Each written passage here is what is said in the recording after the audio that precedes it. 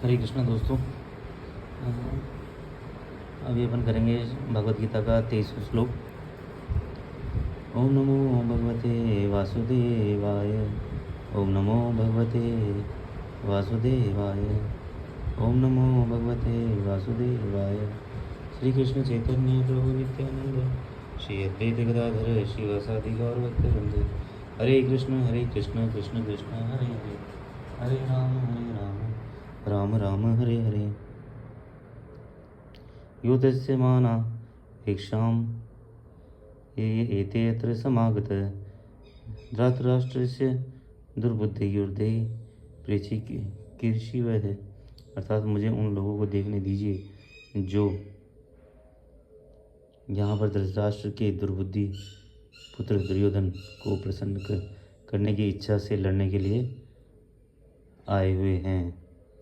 तो यहाँ अर्जुन कह रहा है कि मुझे उनको देखना है कि जो दुर्योधन की जो दुर्बुद्धि युक्त है दुर्योधन, उसकी इच्छा पूरी करने के लिए, उसका साथ देने के लिए कौन कौन आए हैं, तो मैं देखना चाहता हूँ। तो इसलिए हे कृष्ण, मेरे रथ को आप दोनों सेनाओं के बीच में ले चलिए। यह सर्वविदित था कि दुर्योधन अपने पिता धृतराष्ट्र की सांठगांठ से पापपूर्ण योजनाएं बनाकर पांडवों के राज्य को हड़पना चाहता था। अतः जिन समस्त लोगों ने दुर्योधन का पक्ष ग्रहण किया था, वे उसी के समान धर्मा रहे होंगे। तो जिन भी लोगों ने दुर्योधन का साथ दिया है ना, वो दुर्योधन के जैसे ही उनका भी मन वैसा ही होगा, है ना। इसलिए यहाँ कहा गया है कि वो भी उन जैसे वो अधर्मी था, वैसे बाकी लोग भी अधर्मी रहे होंगे। अर्जुन युद्ध प्रारंभ होने के पूर्व यह तो जान ही लेता था कि कौन कौन से लोग आए हुए हैं। यह जान लेना चाहता था कि कौन कौन से लोग आए हुए हैं। तो अर्जुन जानना चाहता था कि दुर्योधन का साथ देने कौन कौन आया हुआ है, किंतु उनके समक्ष समझौता का प्रस्ताव रखने की कोई योजना नहीं थी।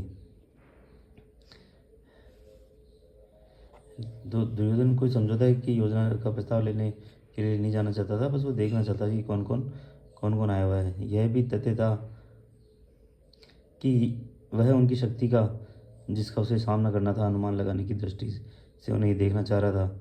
यदि भी उसे अपनी विजय का विश्वास था, क्योंकि कृष्ण उसकी बगल में विराजमान थे।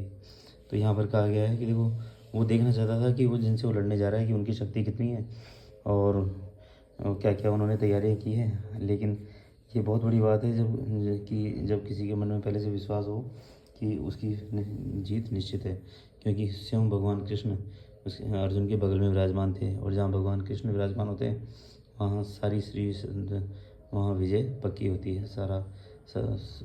कोई भी शक्ति भगवान को परास्त नहीं कर सकती। इसलिए जहाँ भगवान होते हैं, वहाँ विजय पक्की होती है। तो इसलिए अर्जुन पूरी तरह आश्वस्त था अपनी जीत को लेकर। नेक्स्ट लोग करेंगे नेक्स्ट वीडियो में। तब तक के लिए सभी भक्तों को सादर प्रणाम। हरे कृष्णा।